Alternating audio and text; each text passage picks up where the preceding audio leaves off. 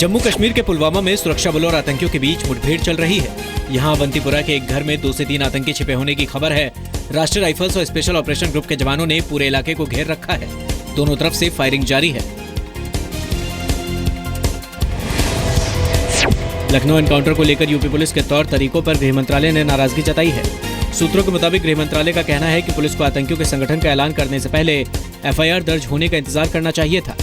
संगठन का नाम बता देने से जांच पर असर पड़ सकता है और आतंकी मॉड्यूल के दूसरे सदस्य फरार हो गए होंगे।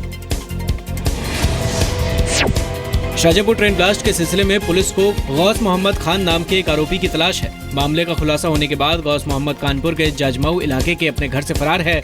उसके परिवार के दूसरे लोग भी घर में मौजूद नहीं हैं। बताया जा रहा है कि गौस मोहम्मद खान एयरफोर्स का रिटायर्ड अधिकारी है। लखनऊ एनकाउंटर में मारे गए आतंकी सैफुल्लाह के पिता ने उसका शव लेने से इनकार कर दिया है। सैफुल्लाह के पिता ने कहा है कि उनके बेटे ने देश विरोधी काम किया, इसीलिए वो उसके शव को सुपुर्द खाक नहीं करेंगे।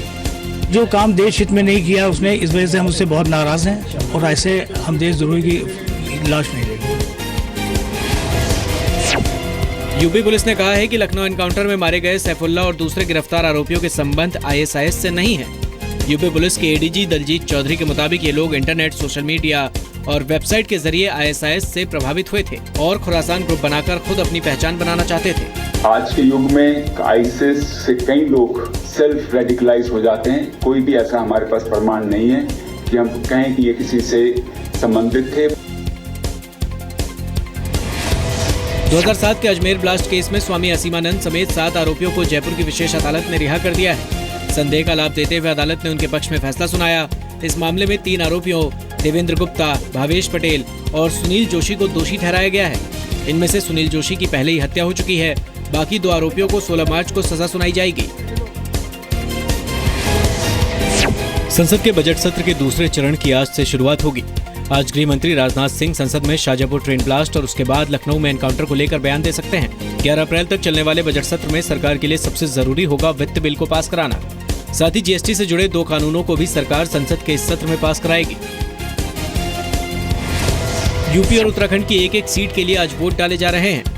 यूपी के अंबेडकर नगर जिले की आलापुर सीट पर समाजवादी पार्टी के उम्मीदवार के निधन की वजह से चुनाव टल गया था।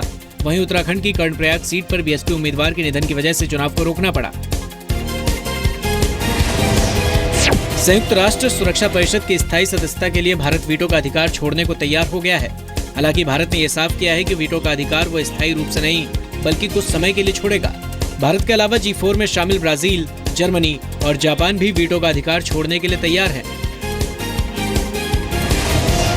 स्टेट बैंक ऑफ इंडिया ने खाते में न्यूनतम रकम नहीं रखने पर जुर्माना लगाने के अपने फैसले को सही बताया है। SBI की प्रमुख अरुंधति भट्टाचार्य के मुताबिक 10 करोड़ से ज्यादा जनधन खातों की वजह से बैंक के ऊपर बोझ पड़ा है और इसके लिए ये चार्ज लगाना जरूरी है। पिछले हफ्ते SBI ने खातों में न्यूनतम रकम नहीं रखने पर जुर्माने के प्रावधान को फिर लागू करने की घोषणा की थी।